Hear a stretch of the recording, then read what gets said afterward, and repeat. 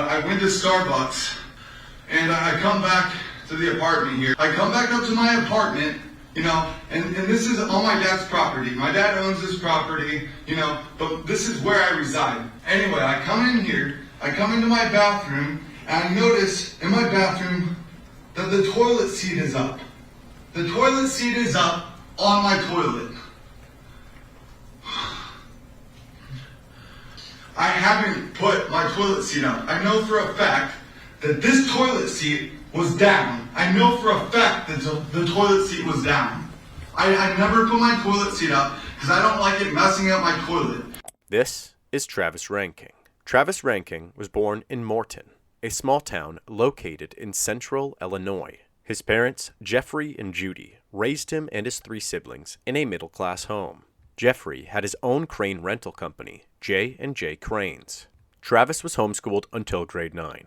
He attended 1 semester at a local high school just to be pulled out to continue being homeschooled.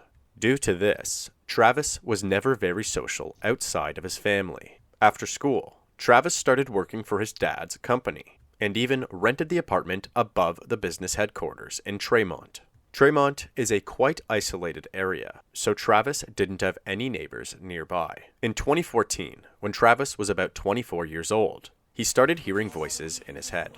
In 2015, he began displaying clear signs that his mental health was deteriorating further. It was about a year later, in 2016, while attending a large concert, that Travis experienced something that appeared to become the catalyst in Travis's more aggressive downward spiral.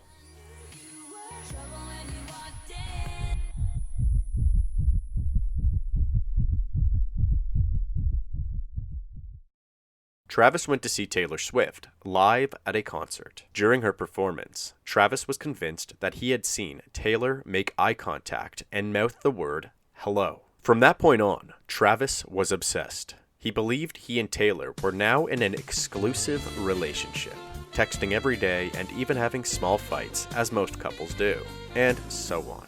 He even started to send Taylor letters. One of them read, "Taylor, I'm really confused right now.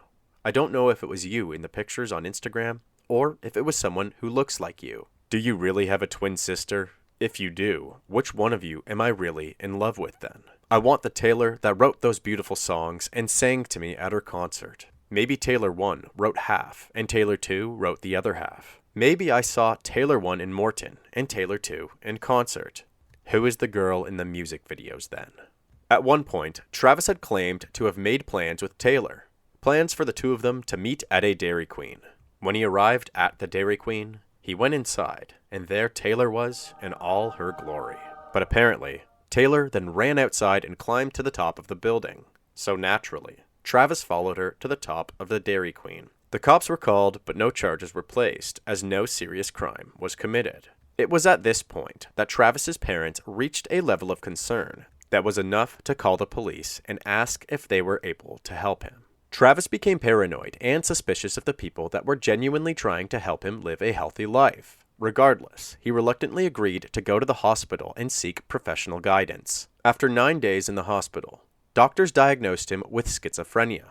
They gave him a handful of medication to prevent him from experiencing another episode. But of course, Travis wouldn't take this medication as he was prescribed. Statistics on men's mental health state that men in their mid-20s to mid-30s are the most likely demographic to develop schizophrenia. It is usually caused by a family history of the illness, or circumstantial factors like pregnancy or birth complications, or even by experimenting with mind-altering drugs during the teen years or early adulthood. Although we can't say with absolute certainty what led to Travis developing a form of advanced schizophrenia, there is still a likelihood that the isolation throughout his life with a lack of early treatment certainly amplified his symptoms. This is only the beginning of Travis's downward spiral. A couple of months later, Travis moved to Salida, Colorado. From August 2016 to March 2017, Travis worked in the crane industry, thanks to a family friend who had helped set him up with the opportunity. While working, Travis would continually tell his coworkers about his longtime girlfriend, Taylor, aka Taylor Swift. He would ramble on constantly about all of their relationship endeavors, and he even purchased a ring that was worth about $14,000. However, instead of him being obsessed with Taylor Swift, Taylor was now obsessed with him. According to Travis, Taylor now was stalking him as well as hacking into his Netflix, YouTube, and Facebook accounts in order to manipulate his personalized algorithms. What happened next is almost too bizarre to believe without hearing for yourself. 911 emergency. Yeah, I need to report something, and every time I go to the sheriff's office, it's closed. Okay, what do you need to report? I have somebody stalking me around town, and I do not appreciate it. I wanted to stop, and no one seems to take me seriously when I say that. Okay, and who is it that's stalking you? Taylor Swift. Okay. And what is she doing that you say she's stalking you? Yeah, I mean, everywhere I go, like, they're stalking on the internet, they're stalking me, like, in person, everywhere I go. I'm pretty sure, like, the police here are involved in it. And, like, I want it to stop. It's stupid. No one has the right to do that to me. What exactly are they doing? They're getting, like, they're doing some kind of, like, I don't know exactly how they're doing it, but somehow they're, like, getting on my Facebook, they're getting on my YouTube, they're getting on my Netflix, and they're changing the videos that I see as they pop up. Okay. I'll have an officer come meet you at your house then. Okay. Okay? Yeah, thank you. Uh-huh. Bye. Travis left Salida, Colorado, after progressively losing trust in the police that worked there. He moved back to the apartment in Tremont and began working for his father again. But the absurdity didn't stop there. Just 3 months after he moved back to Tremont, Travis put on a pink dress and equipped an AR-15. He then approached a worker at J&J's Cranes while screaming. He ran away, drove to a local public pool, and jumped in the pool while still wearing the pink dress. When the police were contacted due to his extremely bizarre behavior, he promptly stripped and exposed himself to the police. Around the same time frame, Travis filmed this video showcasing the extent of his delusions. Like, look at these people. They're afraid, and yet they expect me not to be. Like, look, they're coming in here, they're doing this stuff in my apartment, and then I'm not supposed to be scared? Like, oh, I'm just supposed to accept that this happens? This is insane. These people are insane. I want this to stop. This is ridiculous. And I'm tired of getting worked up, and I don't know why I have to be mean to people or call people names in order to get them to off. You know, that's the only word I can use. It's like, look, I don't want you around anymore. I never did.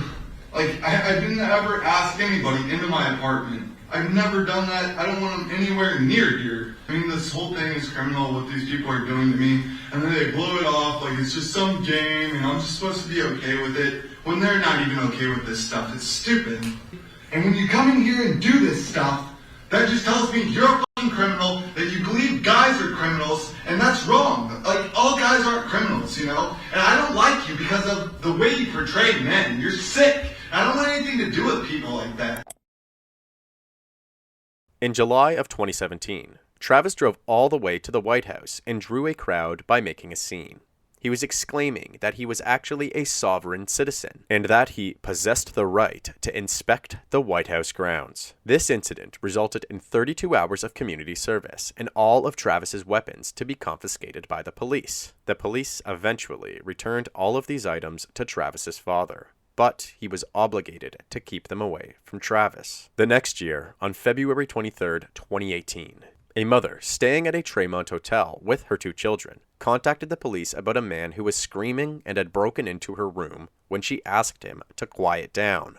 I came out here to my car, and this man down here was running up and down these, up the top and then down here screaming at everyone's door, telling them he'll make as much noise as he wants. And I looked at him, I said, I have kids and they're getting ready for bed. And he was right there at that white truck, literally ran into our hotel and tried to hit me. Acted like he was going to put his hands on me. Okay. Where's he at now? He's down there with the man that owns this place. Down towards They're the walking office, toward or? the office. 237. Hey man, what's going on? How's it going? Good. I don't know. I'm trying to get a refund. Okay, we just got a call that you just went in somebody else's room. No, I didn't go in anyone's room. All right. You got your ID on you? Yeah. The reason I'm here is we just got a call from, I think it's room 125, that you went into the room without being invited in, basically. No, I didn't ever go in the room. Okay, were you banging on the door or anything like that? No, I was walking by trying to figure out who's knocking on my window. Someone's knocking on my window outside of the building. They come outside on the railing, right out front of the door. You know, there's no one who's be standing right in front of my door. Okay. And they'll be talking loud at night. They'll knock on the windows and then walk off, and I don't know who it is. This lady then comes walking up and she's like, "What are you doing?" Blah blah blah. You know, sticking her nose in the business. Like, if you just got here, I mean, apparently you had nothing to do with it. But now she wants to police people, and it's just like, what are you doing? You know, just leave me alone. Okay. Are you planning on going to a different hotel? Yeah. Okay. It's unclear if any treatment was given to Travis at all following his initial diagnosis. And if there was any, it appeared as though it was definitely not working. His schizophrenic episodes were becoming more and more frequent, and his behavior was becoming more erratic. Travis was fired from his job in April of 2018. He quickly found a new job, and after showing up for one day of work, he never went to this workplace again.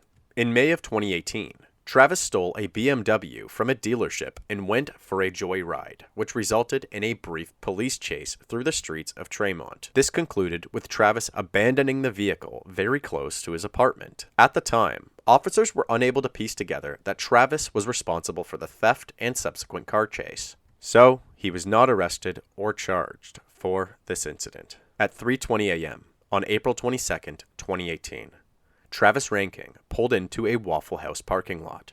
He sat in his gold Chevrolet Silverado pickup truck for approximately 4 minutes. Waffle House is a very popular late-night restaurant, one of few food chains that are typically open 24/7. It is often a go-to for partygoers after having a night out, or for people looking for a late-night snack when everything else is closed. So, during the early hours of this specific Saturday, at around 3:20 a.m., the restaurant was full of customers.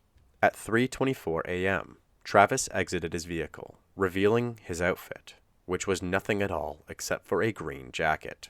Travis then began walking towards the Waffle House, barefoot and partially exposed, apparently experiencing another schizophrenic episode, this time appearing far more severe. Travis was carrying an AR-15 again, the one his father was told by the court not to give him. He opened fire on the two people outside of the building. The first was Joey Perez Jr., who was nearly entering the restaurant. The second was a longtime Waffle House employee and cook, Taurine Sanderlin, who was outside for a quick smoke break. Both of these shootings were fatal. Travis then proceeded to unload into the restaurant through the glass windows. Some customers were able to flee into the bathroom, and, in a panic to protect their own lives, they locked the doors behind them, mistakenly locking out any other customers who were also trying to escape. One woman pretended that she was deceased by falling between the chairs and the counter and keeping her eyes completely closed. Other customers hid behind a swinging back door, including James Shaw Jr. James knew that if Travis found them hiding in the back, they may too fall victim to his attack. While Travis was reloading, James seized the opportunity. He lunged at Travis and grabbed a hold of the weapon, which resulted in burns to his hands. The two then struggled for several moments before James ultimately forced it out of Travis's hands and threw it behind the counter. He proceeded to shove Travis out of the building. Travis then took off his jacket, left it on the sidewalk, and ran into the woods nearby. 4 people were killed in this shooting. Investigators were able to quickly link this attack to Travis, due to a plethora of surveillance footage as well as victim statements. A manhunt for Travis Reinking quickly began. An intense manhunt is underway for a gunman who opened fire early today at a Waffle House near Nashville, Tennessee. At least 4 people are dead. 2 others are critically wounded. The gunman was half naked and armed with a semi-automatic assault-style rifle. Travis managed to get back to his apartment, shower, change his clothes, and pack a getaway bag, which included a single handgun. Law enforcement immediately advised the local community that there was a dangerous criminal on the loose. They advised everybody to lock the doors and to stay inside while this manhunt was underway. Travis Reinking was quickly placed in the top 10 of the FBI's most wanted list, and investigators used every resource available to attempt to locate him within the days following the attack, including the assistance of the K-9 unit. After approximately 36 hours, a phone call was received by a potential witness. 911, what's the address of your emergency? There's a man that just walked through my job, dark pants, dark shirt, wearing a backpack. From a distance, it looks like this guy. He's got mud all over him. He's a white male. Okay. Looks to be about maybe 5'10", 6 foot. He's wearing dark pants, a dark shirt, and a black backpack. About 4 months after the Waffle House attack, in August of 2018, Travis was evaluated by a team of professionals that found him to be unfit to stand trial. The case was then put on hold for months after the attack while Reinking was being treated for schizophrenia. A judge then later deemed him fit for trial. Travis was facing 16 charges, 4 counts of first-degree premeditated murder, 4 counts of attempted first-degree premeditated murder, 4 counts of unlawful employment of a firearm during the commission of a felony, and 4 counts of first-degree felony murder. Travis's trial began about 3.5 years later, in early 2022, and Travis Reinking pled not guilty to all of the counts due to reason of insanity. One of the most notable testimonies from this trial would be that of James Shaw Jr., the man who single-handedly stopped the attack and disarmed Travis. And the cook is the other cook. After Torrin stepped out, the other cook is washing dishes. And as he's washing these dishes, we're just looking at him because he's stacking them up on a shelf, and he keeps stacking them and stacking them. And I guess they had to be at least 12 or 15 plates high, and we're like, those plates are going to come down. They're going to crash to the ground. So we have a small little joke about that. Mind you, my phone is on the countertop of the bar. No sooner do we start joking and laughing about that, you kind of hear a noise. I didn't really pay attention, and I kind of turn over my left-hand shoulder, and you can see this figure kind of falling. Now that I know that's Joe Perez, and then the windows are shot out, and it looks like a silver glitter is going through the air.